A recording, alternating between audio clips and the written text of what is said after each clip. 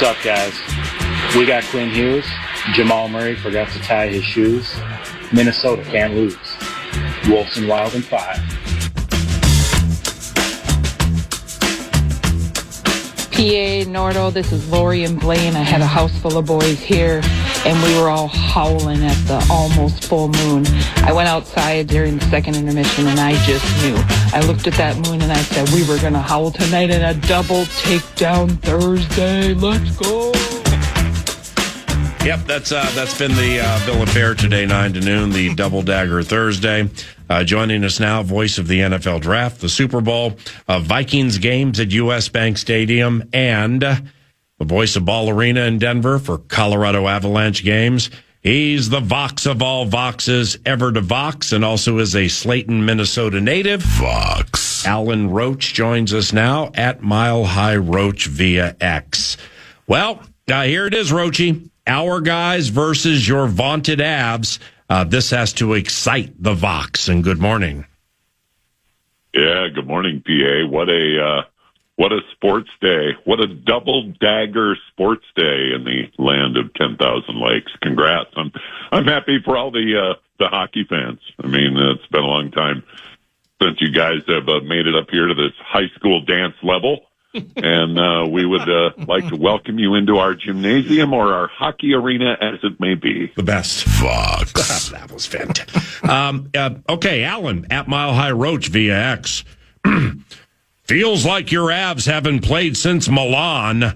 How good did they look in the Kings series, Alan? Well, they won the Kings series 4-0, as probably the fan is aware. I thought the first 2 games in Colorado that the LA Kings gave the Avalanche all they wanted, everything that the Kings had, played probably the best 2 games the Kings were possible of playing, and the Avalanche won both those games and won both the games in LA. Oh, geez. So the Avalanche are very good. Mm-hmm. They are obviously playoff tuned. Mm-hmm. They're a veteran team. They've all been here before.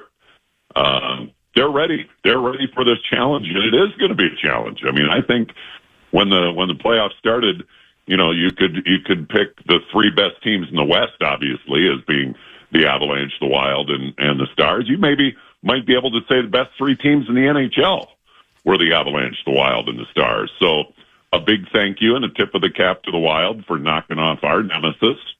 And now we'll have a good series against this Minnesota team. Alan, Roachy, if this interview is a little on the shorter side, that's because we're calling you again Monday, just in case that's the day of like game 1, which it could be. So just wanted to touch base with the Vox of all Voxes ever to Vox. But off what you just said, I mean, with respect here, Alan, we ain't the Kings, Vox.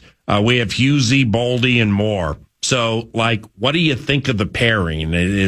I'm not asking if, like, voice of Ball Arena fears the Wild. I mean, it should be a really good series, right? Yeah, it should be a great series, just like the one you guys got done with. The Avalanche are a super talented team. I think they have more offensive firepower, maybe not so much on the power play as the Dallas Stars do, but that's the thing the Wild, I think, are probably going to have to get through is in a game or in a couple of the games, the Avalanche may score 2 or 3 goals in 6 minutes, and you need to be able to power through that and come back from it. We'll see. Vox of all boxes, ever to Vox, Alan Roach. You may have heard him at DIA, the Denver International Airport. The white zone is for loading and unloading of passengers only. Alan, do you think Avalanche fans take the Wild seriously? I mean, you guys, the Avalanche have cup cred. And here, man, we're celebrating a first-round victory over Dallas. So do you think Avalanche fans respect the Wild? I think that's exactly the way the Avalanche fans look at it. So to some degree, no, because you don't have that cup cred.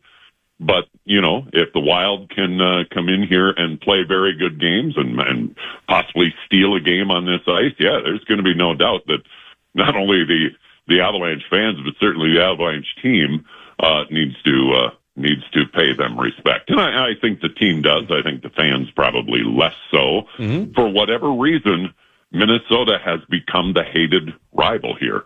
You know, back in the Joe Sakic days, and it was the Detroit Red Wings that they used to fight with and have all those great playoff series with.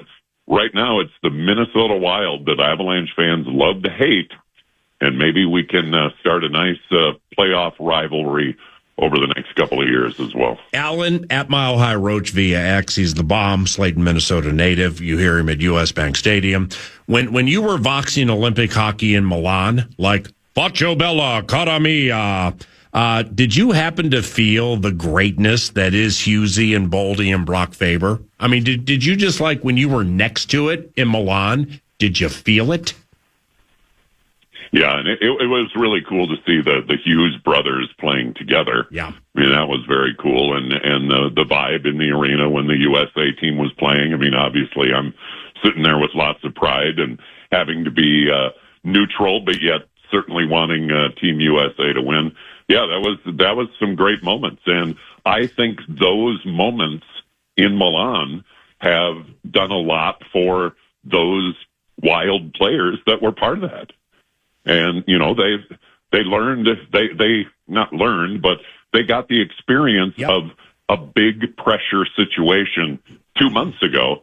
And I think they probably drew from that over the last 2 weeks. Last one, you're the best. Do you think the Rocky Mountain region is mourning the loss of the Denver Nuggets at the pause of the Minnesota Timberwolves last night? I'll be totally honest, because of my life in sports of so many things, I pay such little attention to the NBA. Obviously, I do see what goes on, and they're in the same arena and work with a lot of the same people at Avalanche games that do Nuggets games. I'm shocked to some degree that the Denver Nuggets have not had more success. And the Wild have kind of been, the Timberwolves have kind of been their nemesis over the last few years. But why is that? I mean, they've got, a 3-time MVP and guys that they have built around him for years. Why is this Denver Nuggets team not going deeper into the playoffs on a regular basis? That would be my question if I were a Nuggets fan. We love when you talk like that. All right, call you next week for sure, probably Monday. Hope to see you for some 9 to noon radio shows from your Red Rocks deck, but the whole situation is fluid, so don't hold me to it. But might come out there next week for some Wild activity, do some radio at your palatial paradise, if that's cool. All right, good talking to you. You're welcome here, Wild fans. Just keep your feet off the seats and behave. See you, Vox. Have a good day, a better weekend, okay? All right, let's go. See you, PA. Skol Vikes. Yes, sir. That's the common thread with Alan Roach at Mile High Roach via X. The Vox of all Voxes, ever to Vox. Welcome to Ball Arena for Colorado Avalanche hockey, and the white zone is for loading and unloading of Wild passengers only. The captain is our final guest today. Wes Walz joins us around the corner, but first. The Fan and BigDeck.com want to give you a shot at some bonus bucks with the National Cash Contest. This hour's keyword is cash. You can win by entering the keyword cash at KFAN.com. The keyword is cash, and the website is KFAN.com.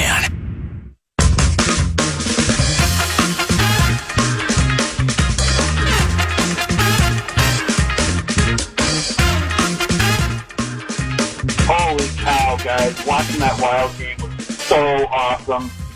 And then watching that FanDuel Sports sign-off, that was heavy.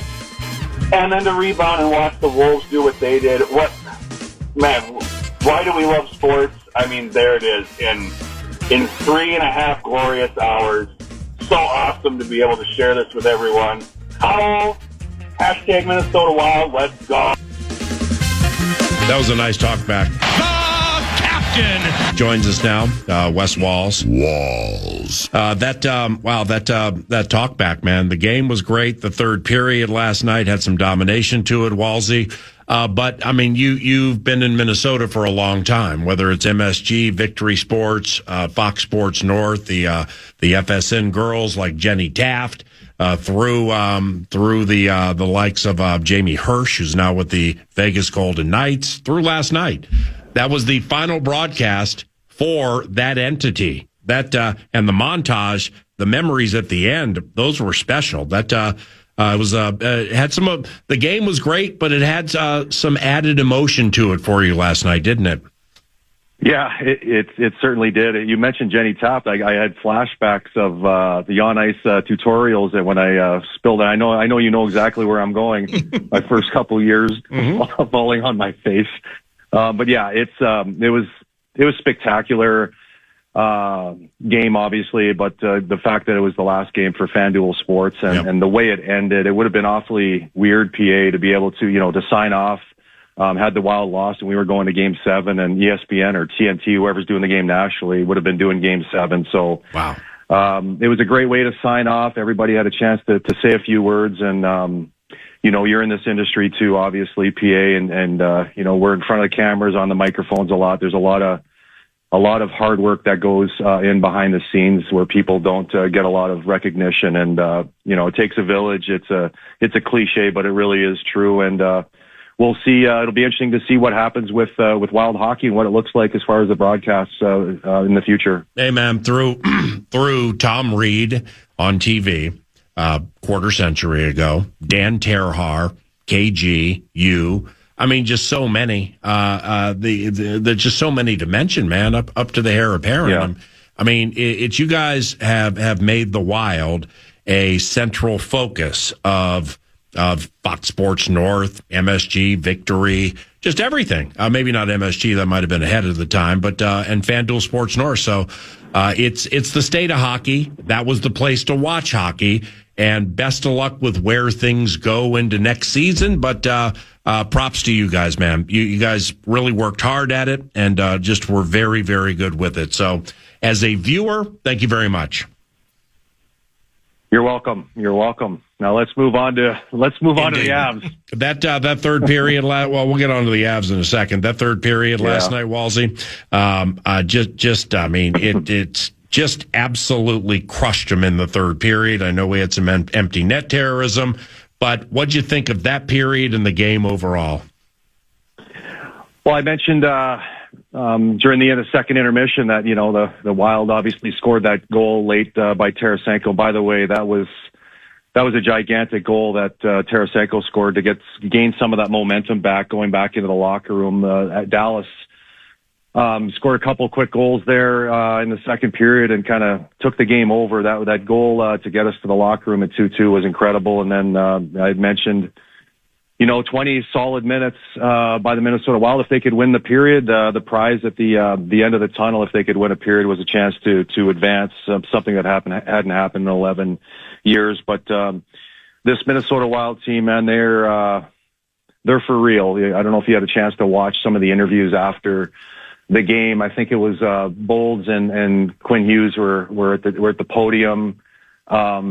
There wasn't a whole lot of smiles, congratulating each other. Even KG interviewed Brock Faber after the game, and Brock, he's usually always got a smile on his face, ready to joke around or what. I mean, it was like stone face, like, yeah, we beat Dallas, whatever, let's go. Well, who's next? So I'm really excited about the way this team is going about their business, and the state of hockey should be as well.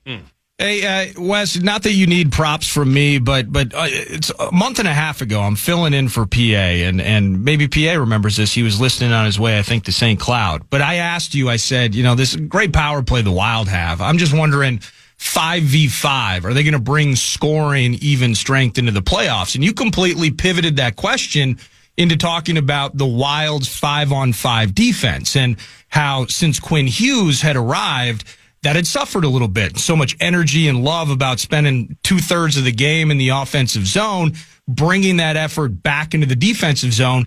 You said that was something they needed to work on into the postseason, and you had faith that Hines and company would figure out that 5-on-5 defense. That was a month and a half ago. Even strength became the talker of this series. So you saw it clearly, the team saw it clearly, and performed clearly as they closed things out last night. Yeah, the Wild didn't give up a whole lot of, they whenever they were in their own zone, the last 15, 20 games of the regular season, there wasn't, I just didn't see the commitment to details in their own zone that we need to see in the playoffs So I was a little nervous for sure going into the playoffs, and were they going to be able to flip the switch and get back to defending the way they needed to. And, I really did feel like the Wild had a good opportunity in this series to be a little bit better, maybe have the edge against the Dallas Stars, especially with their depth scoring at 5-on-5. But I did not see, I don't even know what the final numbers were. Was it 11-4, 5-on-5 or something like that? But, and we had a breakdown before the game, and I just showed all the fans at home as to, through 5 games, the area that it stuck out the most to me, Nordo, was just how hard and how consistent this Minnesota Wild defensive core and forwards around the front of their net defended. I mean, it was like something we hadn't seen all season long. So to answer your question, were they able to flip the switch? Yes, they were. Giving up 4 even strength goals. By the way, even strength goals, I think one of them was an empty netter, and one of them was the bank off the back of the wall. You could basically say the Minnesota Wild, against a really, really good offensive team, gave up 2 even strength goals in 6 games against the Dallas Stars. And the way that they defended around the front of their net was really the difference in the series for me, because going into this series, I think we showed a chart. In the pregame show of Game 1, and the Dallas Stars, what they do better than any other team in the National Hockey League is score goals from inside 15 feet around the front of the net. The best in the league. We talked about it because we knew that was an area that had to be taken care of if you were going to get past the Dallas Stars. And obviously mission accomplished, and because of it, they're able to advance. With Wallstedt's, the work that they did around the net, how about the man between the pipes, Wes, in terms of, the conversations, Vox in the box style at Tria, you, Carter, everybody we would talk to, it's like, so it's just going to be Gus, right? Like, it's just that easy. Big spot decision is made. Wallstedt in net. Wally showed up in a big way. Huge saves last night and throughout the 6-game series. Yeah, he was the difference in the series. There was obviously a lot of different things that need to go into winning, but the bottom line in hockey, it's like if you get the second best goaltender on the ice, there's a really good chance you're gonna lose. It's no different in football. If you got the second best quarterback, you pretty much know how that game is going to end. Ottinger was good in the series for sure. He didn't give the series away, but Wally just outplayed him. It's just like simple as that. He made those 1 or 2 extra saves. Almost every game, the Boldy overtime goal there in Game 4, of course it was a huge goal in the series, but people forget that Wally made 1 or 2 huge saves about 5 minutes before that to give the Wild an opportunity to win that game. If they don't win that game, in Game 4, we're down 3-1, and things might be a little different. But, listen, going into the series, that's all anybody talked about, who was going to start. Gus earned the opportunity and was given that opportunity. The other thing I was thinking about, too, guys, is had they gone with Gus to start, and then let's say Gus stumbles a little bit in Game 1, and then Wally comes in Game 2, how does that affect Wally not starting Game 1 when he earned that opportunity? With how he played down the stretches, for sure. But does he lose his confidence? Does he come in Game 2 and think to himself, well, they didn't think I was good enough to start the series, So there's all kinds of ways to look at it, but they made the right choice. It was a gutsy call. The safe call was to play Gus to start the series. The gutsy call was to go with the rookie kid, and it paid off. Wes Walz, 9 to noon. Husey scored twice. Where'd that come from? I mean, he's high end, he's elite, but that was as many goals as he had since March 3rd. Where'd that come from last night? Well, I think I don't have the numbers right in front of me, but I think he's. We all know how great a skater he is and passer. I believe he scored 10 goals, 12 goals in the NHL. Like, he's done it a few times, but he's never been that like Cale Makar, who's put up 20. He's got a different kind of game than Cale Makar, and he was incredible the other night. Last night. He was the difference in the game. The reason the Wild won and Dallas didn't in Game 6 was we have Quinn Hughes and Brock Faber, and they don't. It's pretty simple. Wow. You could see the vision that Billy had when we made the move for for Quinn Hughes, obviously gave up some very, very nice pieces to bring him in, but we're in win now mode, and you could see why Billy Guerin decided to bring in Quinn Hughes, and it's exciting for Wild fans. He has the ability to just take games over, and he did. Rick Tocchet, who was a good friend of mine, happened to coach him PA and Nordo when he was in Vancouver for 5 or 6 years.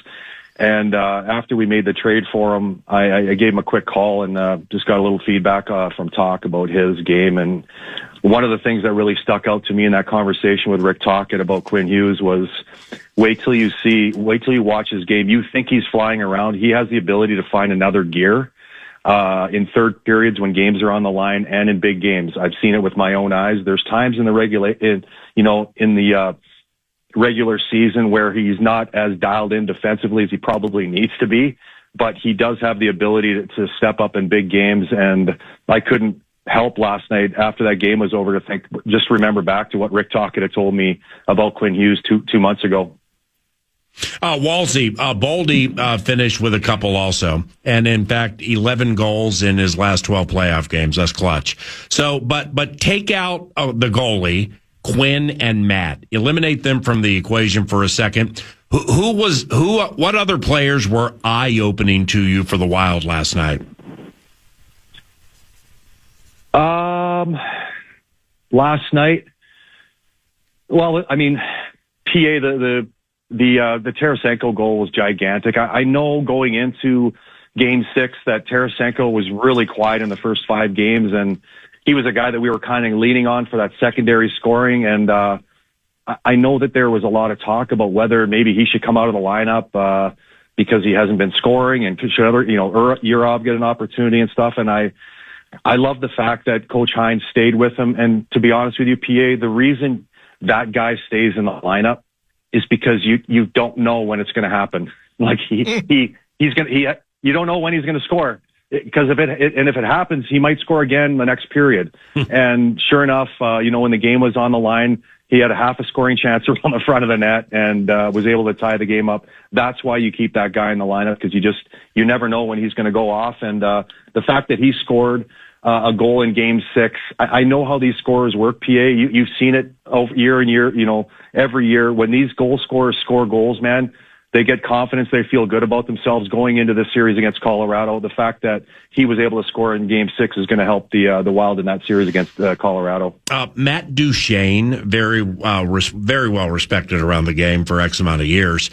Very complimentary of Coach Hines as a defensive coach, and I saw that in his post-game press conference. Well, very well-spoken cat, was not a trash talker, and, he just laid out some things as to what went wrong with Dallas, and he was like, Hines, a great defensive coach. Oh, so what leads to Coach Hines' high-end defensive structure, especially 5-on-5? I know he has good players, but it has to be more. Yeah, Coach Hines is a great coach, offensively and defensively. I mean, it's not just the defensive side of the game. I'm sure Duchene was talking about that because of how well the Wild defense played around the front of the net. But Coach Hines has for him to have the ability to get buy-in from all the players. It's not easy for NHL coaches today because players make big money. There's a lot of pressure on them to score goals because they're making big money. And the great coaches have the ability to be able to take these players that have all kinds of pressure to put up offensive numbers and hold them accountable to play team first. And all the players in that locker room, guys like Boldy, Kaprizov, Faber, Eck, all those top players that Coach Hines has to coach, they're all dogs, PA. They're dogs, man. They want to win. They care about team first. So, and I think Coach Hines in his presser talked about what a pleasure it was to coach these guys. And I can promise you that's what he's referring to. Like, he knows that there's high-end talent in that locker room, but you're not going to win unless your number one priority, PA, is team defense. If it's not team defense, you're not going to win. I don't care how many superstars you got in your locker room. And Coach John Hines was able to get complete buy-in from all 20 guys, and that's easier said than done. Avs around the corner, Walsey. What pops in your head first when you think about Colorado on tap next? Nathan McKinnon. That's the first guy, the first and only guy really that comes to mind. I was just looking a little closer at his career numbers against the Minnesota Wild, and it was kind of eye-popping, to be honest with you. He has more goals against the Wild than any other team in the NHL. He's got more points than playing against any other opponent. Having Jonas Brodin not in the lineup doesn't look like he's going to start game one. Still not 100% sure on all that, if he's going to be back at some point during the series. But having him out of the lineup and not playing against Nathan MacKinnon is not going to be a great scenario. The one positive thing that I will say is the Colorado Avalanche is not quite as dangerous as what we saw with the Dallas Stars. The Dallas Stars had the second best ranked power play in the National Hockey League. And with all the talent that Colorado can throw out there, it's amazing that they were 27th in the National Hockey League. Wow. On the power play. So that tells you that their 5-on-5 game is pretty darn good. So we won't have to sweat quite as much against the Colorado power play that we did against the Dallas Stars. But this is a great team we're playing, the Avs. I was just looking at that 4-game sweep against the Los Angeles Kings. Guys, they gave up. You talk about team defense and what it takes to win. The Colorado Avalanche have won Stanley Cups before, and even strength. I think they gave up 5 goals in 4 games against the LA Kings. And by the way, they only gave up 2 even strength goals in 4 games as well. So scoring is going to be very limited in this series. Both teams are defending at a high level. I think the edge where the Wild have is the way Wallstad is playing right now is I'd have to give the edge to the Wild in goaltending, but it's going to be an incredible series, and I can't wait for it to start. I think it's going to start Monday, I believe, but it's going to be incredible. Call you next week, maybe see you at a Box in the Box for Game 3 if we have one, or come by the studio. Thank you very much for your takes and your thoughts, and have a good weekend, Wes. Okay, thanks. Take care, boys. See you, bud. Wes Walz, formerly with the Minnesota Wild. Back after. Jokic and Murray with their flopping tricks. Jamie Benn with his cheap shot licks. Denver defenders. Jaden, take your pick. Don't matter. Wolves and Wild in 6. Let's go. Oh, my. I mean, when I say I've watched every Wild game since March 30th of 2006, I have never fallen to my knees like I did after that Matt Boldy empty netter. Let's go Wild, let's go Wolves, baby, let's go. Couple of great talkbacks on the day after a double dagger Thursday.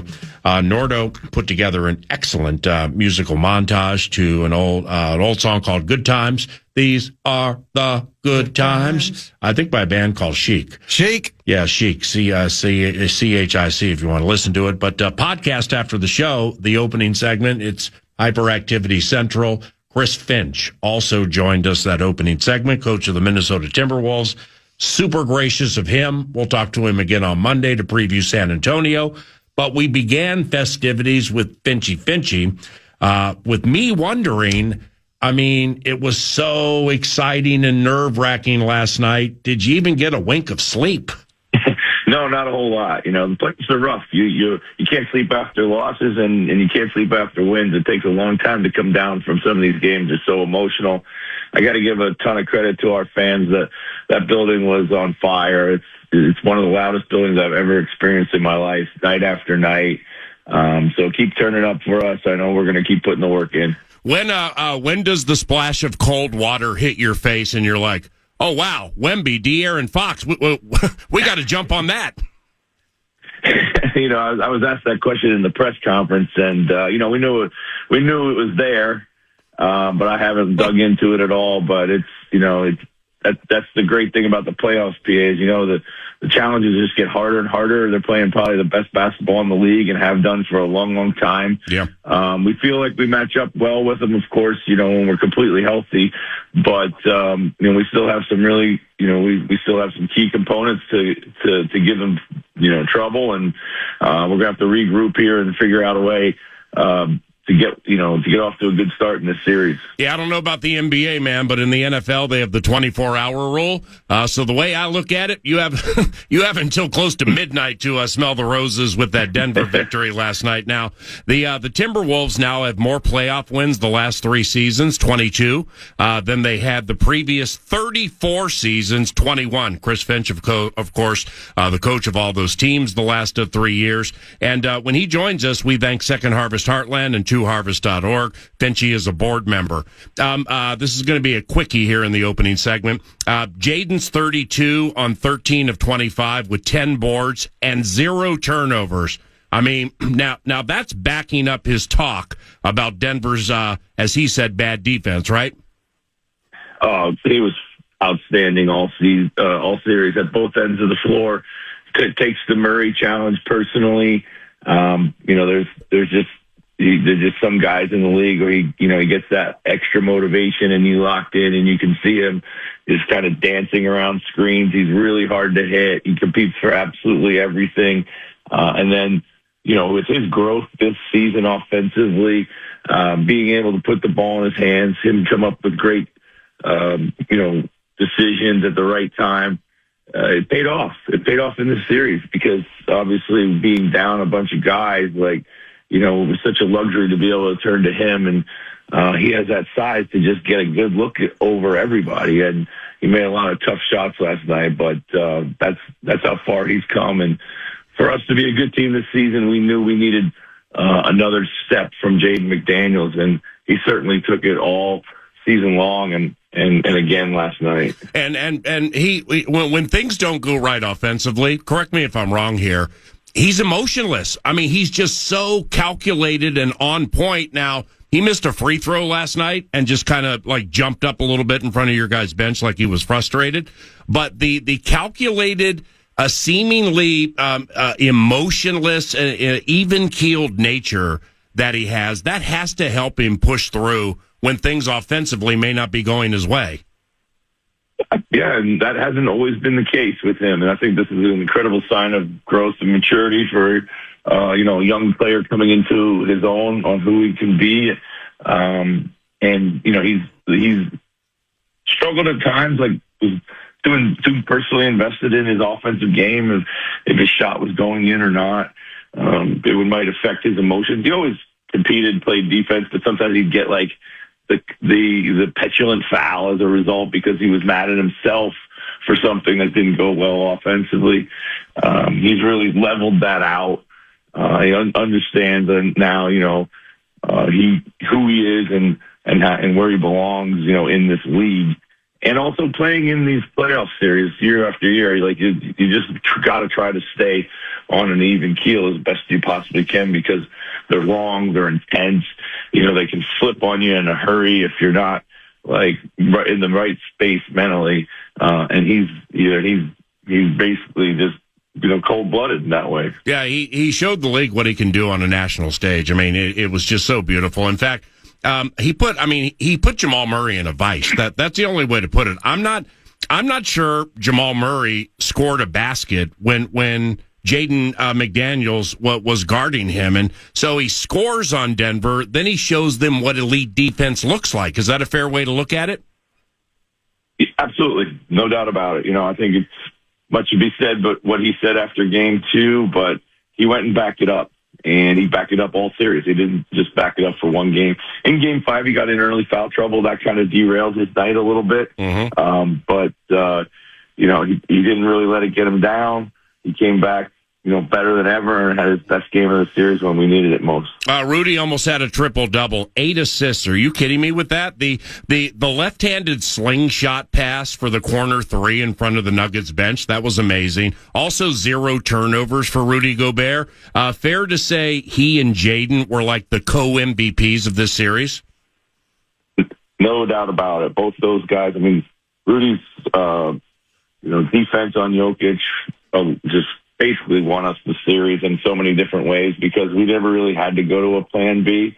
He was able to execute what we were trying to do to, bother Jokic at times, really stifle him.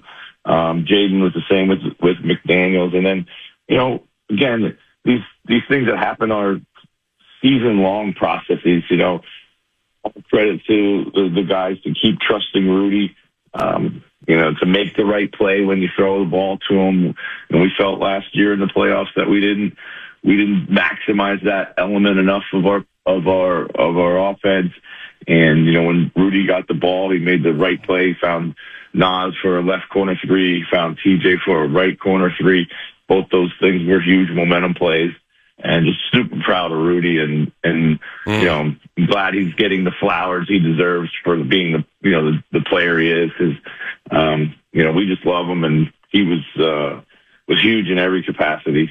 Amen with that, brother. Terrence Shannon Jr., a rolling ball of butcher knives at times. Those fresh legs last night befuddled them, didn't they? They certainly did. It's a great lesson in being ready for your moment. TJ's had a really good finish to the season. After, what was admittedly a frustrating season for him, we all thought it was going to be a breakout year for him, but injuries and inconsistent play at times has derailed that, but he stuck with it. He got healthy down the stretch. We were able to play him in games, maybe when we were resting people. Before that, he was getting situational minutes. He was really doing a great job in those situational minutes, which is another great lesson. Whether you get 10 minutes or 20 minutes, just crush the minutes that you're getting. Don't worry about the ones that you're not getting. And then when he got extended minutes in Orlando and Houston, he really filled it up. He could really score. We put the ball in his hands a lot. And what might have seemed like some quote-unquote meaningless games because it didn't affect our standing, paid off with our confidence in him, his confidence in himself, his teammates' confidence in him as well. And it leads again to an opportunity like last night. Colt called Finchy super early on Friday. It's a Finchy feast. They bounced the Nuggets last night, get the Spurs next. Couple of quickies to close. Mike Conley, in what ways did he provide some veteran, let's call it Conley calm, last night when things got hot? Man, he made so many little small plays like defensive assignments, was on point, 50-50 balls, got in there, rebounds. He's Mike Conley may not be the offensive weapon that he used to be at one point in his career. He's more of a timely offensive guy now, but he is still an elite defender. He is elite at chasing shooters, closing down space, fighting through screens. I was going to lean on him just because he's been there so many times and had so much experience. And that's what you need in a situation like that. You need the young legs and the guys like TJ jumping up and having career nights, but you also need the old head to be there running in the background. Chris, from the outside, people here know Ayo, Dante, Slow-Mo, and Anthony, and got nervous. Yeah. So, what was it like on the inside when the guys knew who was playing and what they were up against? I think there was, it was complete calm. I think calm and confidence. I think all credit to our coaches. My message to the coaching staff was, hey, nothing but positivity, right now. No long faces. We can't let anybody think that, this is going to discourage us. I've had a pretty wild coaching career. One of the most formative things I've ever done was coach in the G League. When you coach in the G League, you're always losing your best players. They're getting called up. They're moving out all the time. And you just got to kind of figure it out on the fly. And I was leaning into those experiences, and not necessarily the tactical part, but it's the mental part, the approach. Like, how do you prepare your team? How do you message and lean into the things that you do have, and how can you reinvent yourself kind of on the move? Last one, Bud. Thank you. Why do you feel the Nuggets chose you guys for the first round when they could have had the Rockets and an injured Durant? I'm not sure. I don't know. I've not been able to figure that one out. They had us 3-1 in the season. I think it should have been a split. We lost a heartbreaker in overtime on Christmas Day there, but the last time we played them, I thought we kind of had the recipe. With so much familiarity, there's such a personal rivalry for both teams. I'm not sure why. I think, maybe they didn't want to mess with the karma or the basketball gods, by trying to manipulate it. But they they had a choice. It wasn't like they were trying to over manipulate it, and they could do one thing or another.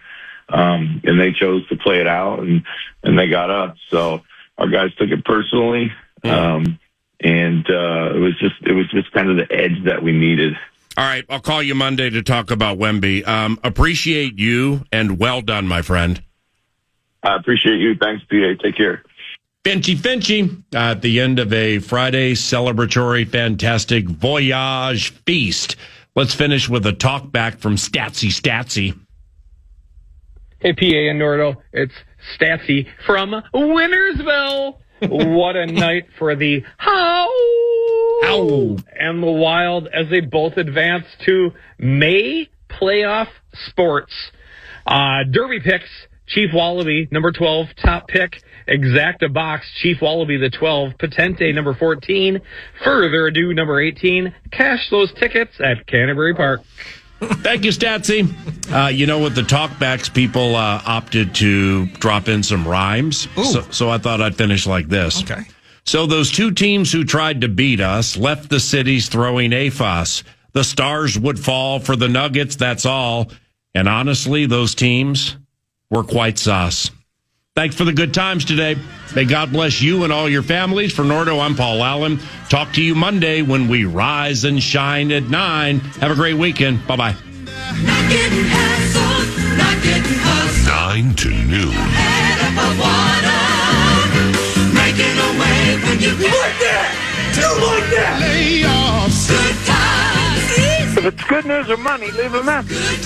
Podcast today's Paul Allen Show, or listen back to previous show and interviews by going to the iHeartRadio app or KFAN.com.